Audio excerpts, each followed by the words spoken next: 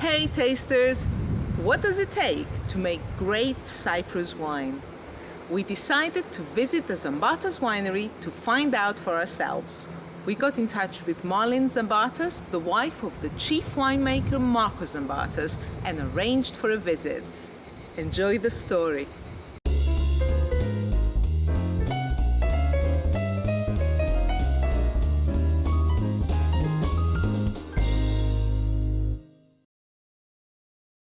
Zambartas Winery is located in Agios Amvrosios, right in the middle of the Chrysochoria region, that is, the region of the Limassol wine villages in Cyprus. The winery itself is easily accessible at just 520 meters above sea level, but the winery's vineyards are scattered all over the mountain, some as high as 1,000 meters. When we arrive, we are warmly welcomed by Marleen Zambartas. We get into her car and she drives us to their semillon vineyard. The grape pickers are hard at work and the sun is rising.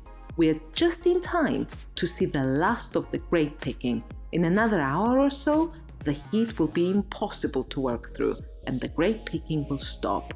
We have to move quickly. Marleen has loaded a large cooler box in the boot of her car. It is filled with icy cold water for her grape pickers. Looking after her team is her highest priority. Marleen explains that harvest in Cyprus lasts for up to 5 months. The reason for this is simple. The international varieties such as semillon ripen much earlier than the indigenous varieties.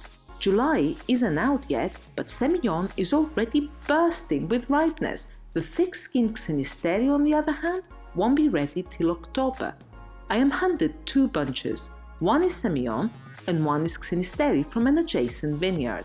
The French semillon is soft, sweet and juicy. In contrast, the Cypriot Xenisteri is a bright green, tight cluster of hard pellets, still so unripe that they do not yield under the pressure of my fingertips. And talking of France, we were introduced to 2 French enology interns who are currently studying at the University of Montpellier. The unique climate of Cyprus is quite a rich learning opportunity for anyone involved in winemaking. Above all, the Zambartas family are great believers in sharing knowledge. Every year, they take on 2 students and give them the opportunity to acquire practical experience in the individual climate and terroir of Cyprus. Marleen takes these newcomers under her wing, turning every vineyard encounter into a valuable lesson they will eventually take home with them. However, Marleen makes it clear that this knowledge transfer is two-way. The interns are exposed to a climate and terroir that is completely different to what they would have otherwise had access to in France.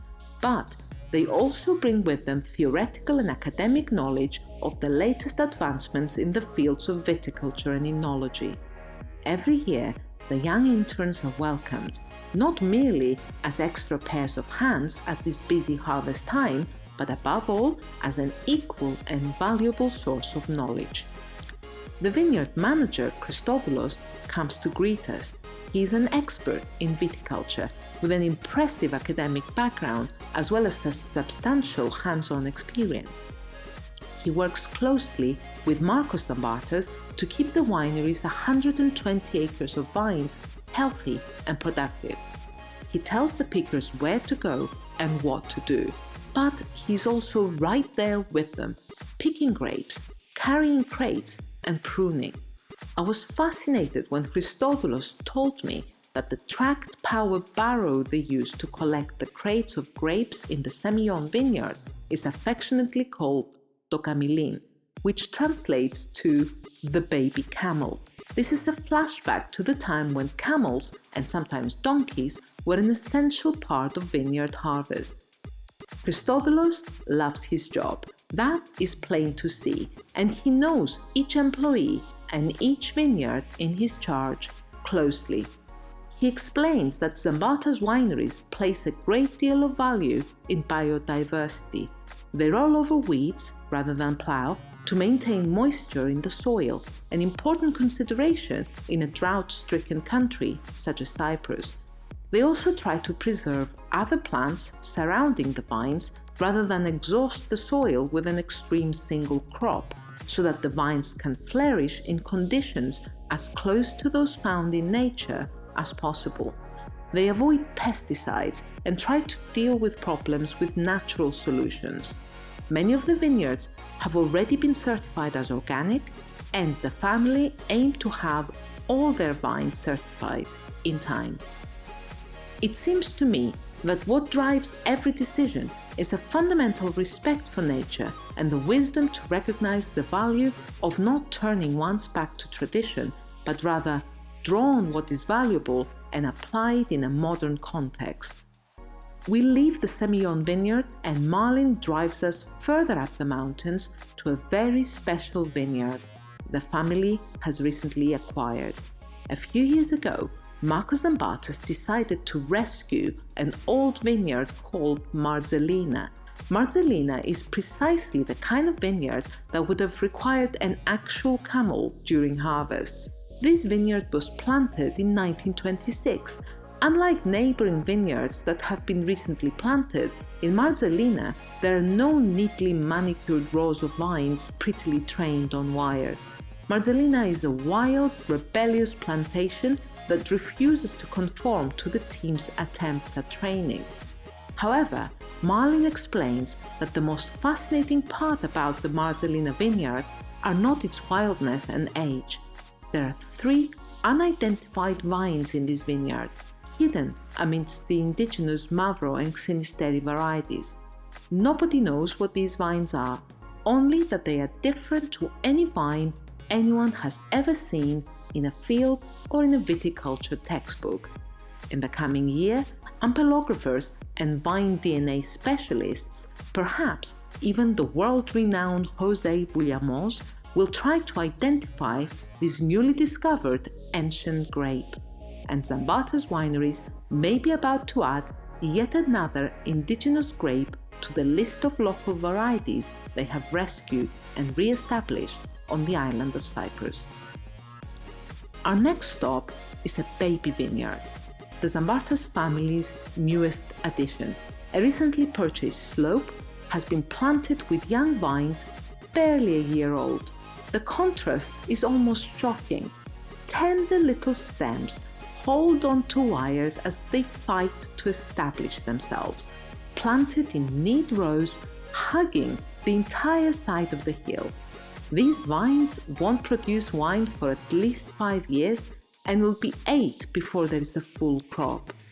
Markus and Marleen know that to be a leader in the wine business, one needs to look far into the future.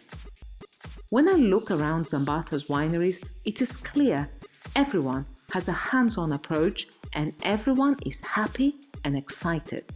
A crew of expert grape pickers, Marleen, Christodoulos, the 2 enology interns from the University of Montpellier.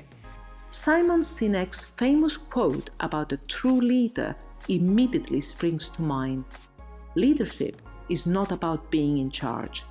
Leadership is about taking care of those in your charge.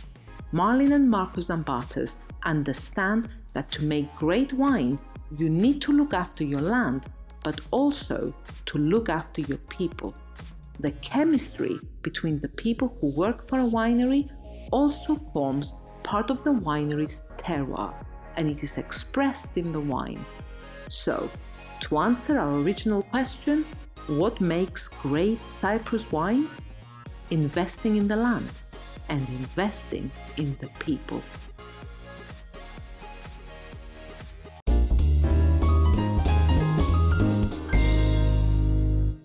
Tasters, I hope you have enjoyed our visit to the Zambartas vineyards. Make sure you join me again next week as Marleen Zambartas and I taste some of Zambartas Winery's finest wines. If you like this video, hit the like button below. If you'd like to see more of these videos, share with your friends and subscribe to our YouTube channel now. And don't forget to hit the notification bell. Also, please leave a comment below. We love talking about wine. And remember, those who drink get drunk, those who taste feels sublime. I will see you on the next video.